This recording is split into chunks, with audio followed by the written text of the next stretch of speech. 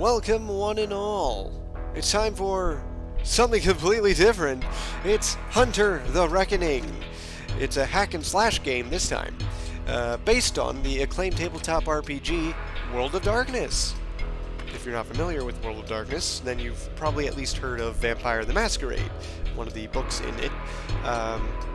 That's the one that had a TV show in the 90s that no one really remembers. That's the one that has multiple video games. It's kind of the big deal out of all of them. The face of the franchise, as it were. Even though you could argue that vampires, amongst all of them, being one of the first books means you're kind of power crept, and vampires kind of suck. Literally. They kind of suck compared to a lot of the later books, like the mage and the demons and stuff like that. But anyway, that's neither here nor there, because right now we're talking about hunters, which actually don't have too much to do with the book from the World of Darkness. And honestly, this game is more near and dear to my heart because I was playing it with a friend. I actually had a friend. A friend of mine. You can play this game with up to 4 people, but it was just me and him. Very briefly we had someone else playing with us, but I'd rather not get into that. But yeah, we had good times here. Lots of fond memories. We never beat the game. We got to a certain level there where the difficulty kind of spikes up, and then we got stonewalled there, and that was it. So, yeah. But still, I will say that the real charm of the game is that it has some voice acting that I would say is so bad it's good. If you're a fan of that kind of thing, I hope you'll like it here. But anyway, as we dig the sweet 90s, although this was released in 2003 or 2, the 90s menu transition of a big flame wall. Ooh. We have an intro video that will explain everything. Even though I just kind of rambled on a bit, this will be more concise. There is evil everywhere. Unknown to most humans, the world is ruled and directed by supernatural forces beyond their comprehension. Vampires and werewolves see humans as pawns in an endless battle for control.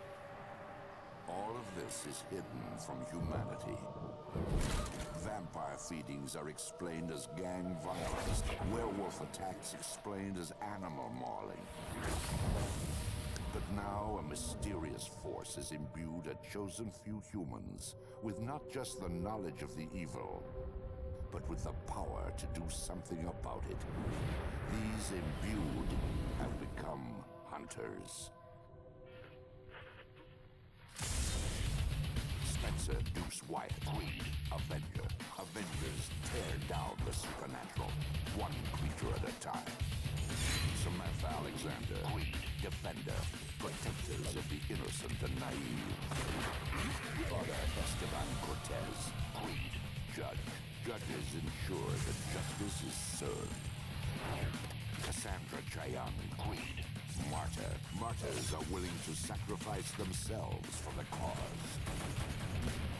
Avenger, Defender, Judge, Martyr, Hunters.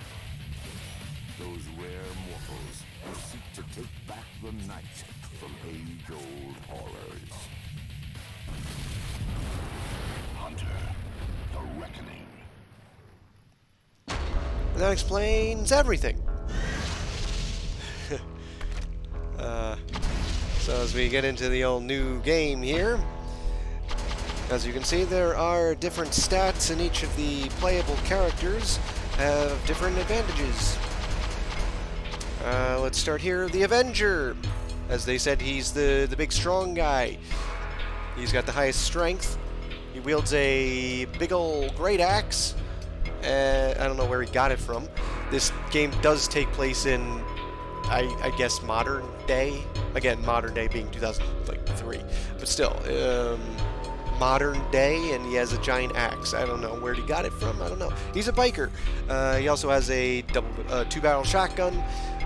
I believe it's the strongest ranged weapon, but it also only has 2 shots before you have to reload. Its range is also not the best. But yeah, that's him. Everyone also has an edge where you spend conviction and you do things. The Avenger has, I think it's called Cleave. I could be wrong. It increases his melee damage. Good for him. Defender is the one my friend always played because she's a pretty lady. They have a katana and a revolver. They also have the highest accuracy, which I believe boosts firearm damage. Because it's not like there's auto aim, so you can't really miss. I believe accuracy just refers to how strong your attacks are. So even though the revolver is weaker than the shotgun, I believe the accuracy difference kind of makes up for it, sort of. Otherwise, kind of an all-rounder. Her edge is to heal yourself and anyone who's like hugging you, basically. Now we have the judge, and she's like a cop. Yeah, she's a cop, biker. Judge is a priest. He's also kind of an all-rounder, kind of, but his main claim to fame here is conviction. Conviction is, I guess, in a way, your mana pool. And so he's sort of the mage of them because of this. Also because he's the only one with an outright offensive edge. He basically has like Holy Ray or something. I don't know what it's actually called, but he basically shoots out a bunch of holy light. You probably saw in that intro video, and it just kind of destroys anything that he hits with it, except bosses who just take massive damage. Like usually like 3 times or something because of his mana pool. It's great. He also wields a like Crusader sword from like the 1200s and a crossbow because I mean he's a priest. Did you get it? He's his crossbow, huh? The Martyr, I disliked a lot playing as, so guess what I'm not playing as. Martyr's claim to fame is speed, and speed is how quickly you move. Also of note, Martyr has the worst stamina. Everyone else has 2 dots of stamina. Martyr decided to have 1.5. Just to really put the fragile speedster thing into play here. Her whole shtick is that she has 2 daggers and 2 pistols. So she shoots a lot and slashes a lot. And gets killed in like 2 hits. Her edge, I believe, increases her speed. Potentially rate of fire. Potentially.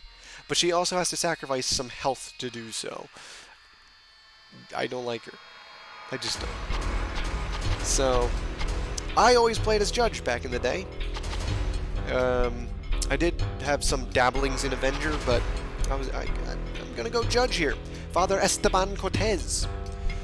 The hidden reason why I always played as him was because my friend's name was his name. So, it was just a little extra layer of a joke or something. And without further ado, let's get in there. Because we have yet another intro scene to get through. Last year, convicted serial killer Nathaniel Arcade. We do have subtitles, but they're going to be a little delayed just because that's how the game is. It's normal. It's normal for the subtitles to be delayed. According to plan. Also, whatever character is in player slot 1, they're the one who does the narration, they're the one who shows up in cutscenes. The imbuing. When everything you've ever known becomes a lie. The secret is laid bare, and the truth is revealed. There it stands in all its unholy glory. Personified. So each of these 4 had a reason to be here. So obviously, Defender was a cop, so they're just kind of around doing their job. And Father Cortez was also here because of his job. He probably gave Arcadia his last rites. biker man, he was here because I think his brother was killed by Arcady, so he wanted to actually witness the execution. And then Martyr there is just kind of a rave girl who just heard about this execution and decided to watch. I don't like her.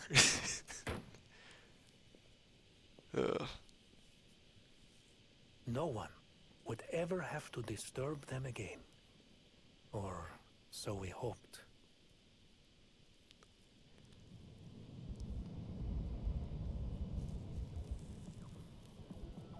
Because you see, 1 year later, we've got a sweet early 2000s dance party. And we're going to have it right in the middle of the prison that got shut down.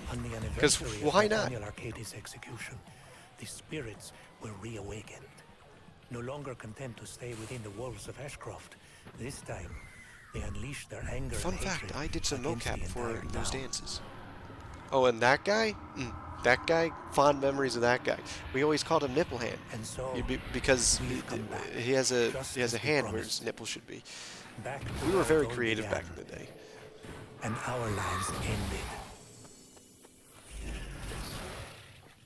We hunt. Ah. Ah. Here's our little fun tip about the Martyr. The Martyr's edges will cause a small amount of health along with conviction. That's right. The Martyr will always... you get more than one edge, by the way. As you level up, you do get more edges unlocked. The Martyr will always take health to do so. Here we have one more cutscene. Yay!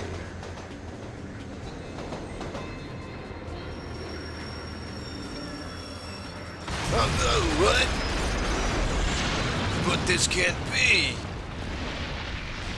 I guess that was the last train of the night, huh?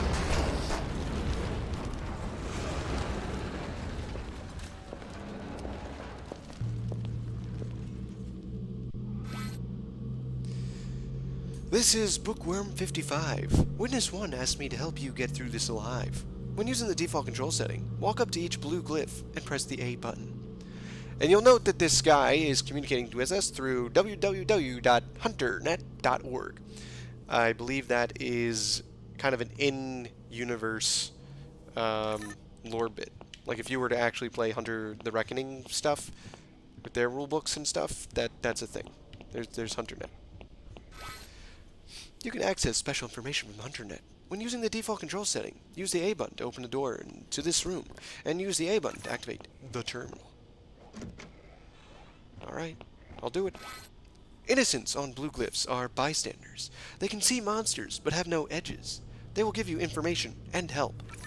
Although it's more information than help, because you'll notice they'll never move from their spot, ever. When using the default control setting, press A to interact with everything, because you already know how to do that.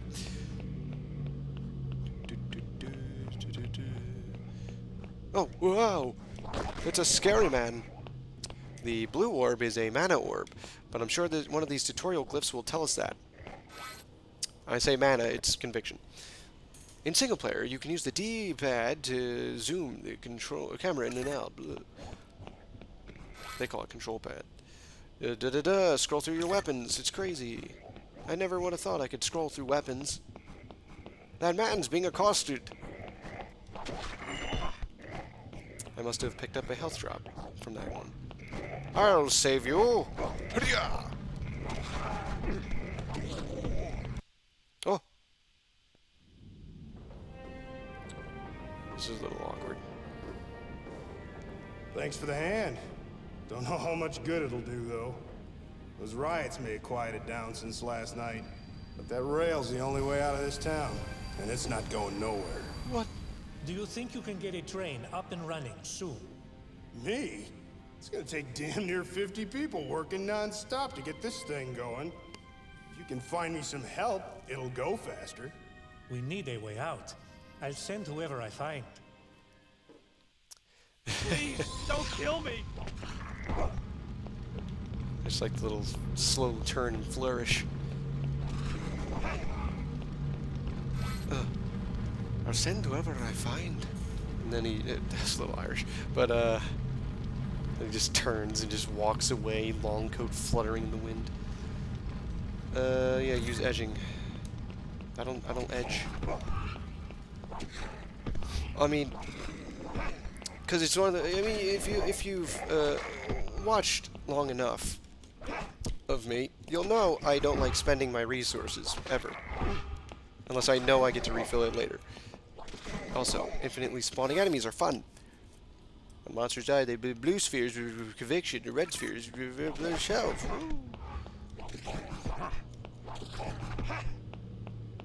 But in the judge's case, I do like to holy blast things. It's good times. And we got a shotgun. Witness 1 arranged for weapons to be placed in the town. When using the default control setting, use the B button. Now, your normal weapon, I mean ranged weapon, has infinite ammo. But the weapons you pick up have finite ammo.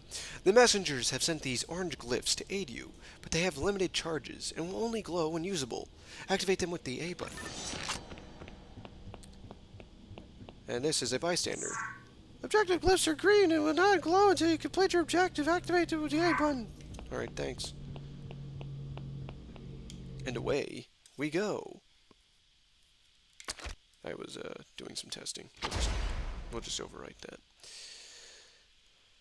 You can turn off blood visual effects in the gameplay options menu. Also, this loading screen, the face on the right, that's a really annoying enemy. These little skittering little skull nerds. The town thinks this is just a riot.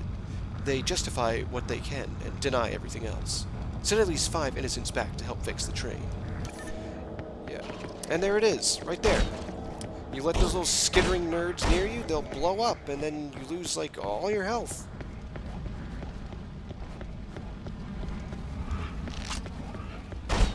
And here we go. Enemies spawning forever.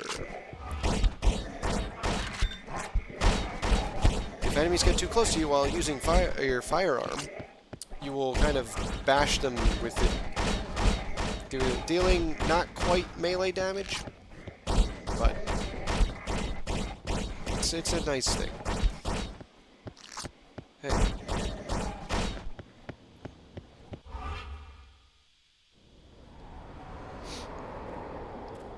What the hell is wrong with you people? What did I do? You stay away from me. Kaylee? Kaylee! Who's Kaylee? There was a little girl I was watching. I need to get her to the church. I'll take care of the girl. You go ahead. The church is my specialty. Get out of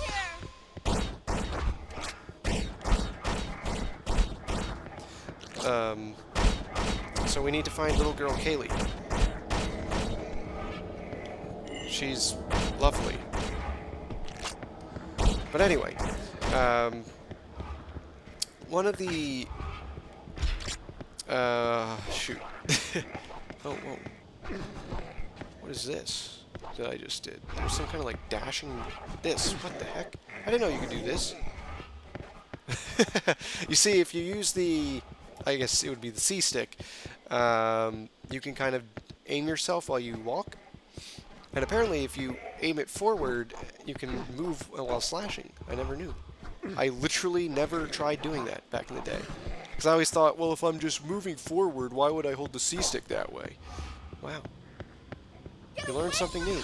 Because here's the thing. I mentioned I never beat this game with my friend. I did go back and beat it myself, like, 5 years later. It's 8 years later, something like that. So, oh gosh. The camera really helped me here. Being a hack and slash, the enemies will spawn basically forever. That's a gas station. If you hit it, it'll blow up, killing you and all of your enemies. But mostly you. Nice. Now, there really aren't any collectible... Hey, leave her alone. there really aren't any collectibles in this game. Other than, like, you know, special weapons, whatever. But they're not that necessary. Bang, bang, bang. They're not that necessary. They are powerful, but I usually use them just to fight bosses. There was a little girl being chased by something. They went past the prison. Oh, that must be Kaylee. She's the only little girl we know. Oh, that should have hurt. What? Ooh, that should have hurt. Oh, gosh. Generally speaking, it's better to have your ranged weapon out. Just as a rule of thumb.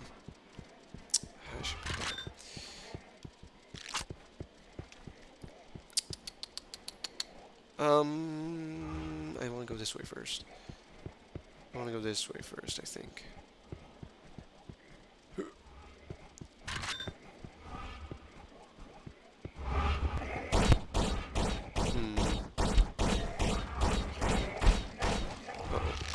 Uh-oh. Stupid skittering. Thank you. Get me out of here. Alright, one more innocent remains. Oh, the lost thought I had. The whole thing about World of Darkness, the whole, like, shtick, is that normal humans, if they see something like a werewolf going nuts, or a vampire vampiring, they will just do, like, some mental gymnastics to say, no, that's not what I'm seeing. It's like, no, it's not a werewolf. It's, like they mentioned, like, it's just an animal. It's just a big wolf. That's a normal thing. It's scary and tragic, but it happens.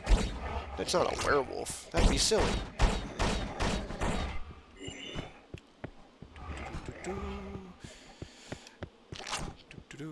You don't get XP for killing enemies. Just so you know. There's no XP. You more or less level up as you collect innocents. I believe there's more than 50 in the game, but I could be wrong. Alright, now this gets hard. Yep. So, Gargoyles here. Kind of a new enemy type. We've only been really dealing with zombies. Gargoyles are resistant to bullets, and I don't even know that they take damage from the crossbow. Crossbow, I feel like, has special properties, because there are certain enemies later in the game that crossbows feels like it does more damage, and against the Gargoyles it feels like it does literally nothing. But the best part about all of this is that I literally... Oh, the music. Implying a tough fight is happening. A tough fight that I can avoid entirely. The penitentiary has been sealed since you and the others boarded it up last year. Now the spirits have escaped again, and the source is inside this prison. Yeah, we'll deal with that later. See you, nerd. Gargoyles can really only be dealt with melee attacks, or, say I have a holy ray that I can just burn it with, but... Leave me alone. Hey, bonus objective. That gives us a continue. Yes, this game has lives.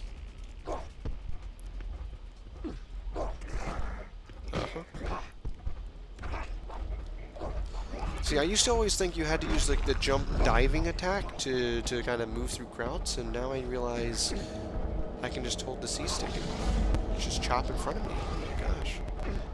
Oh, Gargoyles. Oh, skitters. Ew. Reload faster! Ow! You see what I mean? Get these people off me.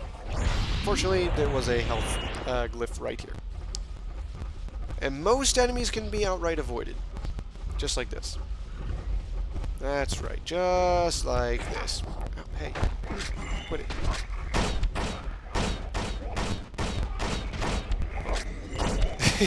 This is more or less the most effective way of doing anything. Just have firearm out and just walk forward.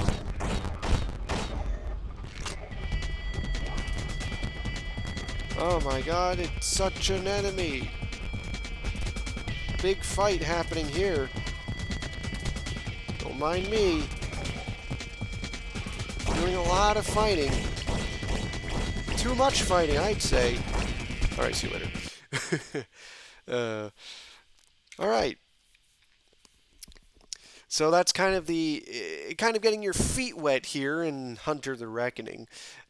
Next time's going to be progressing further through the streets, because we have to rescue little Kaylee, as well as a bunch of other innocents. Because we got to put them to work.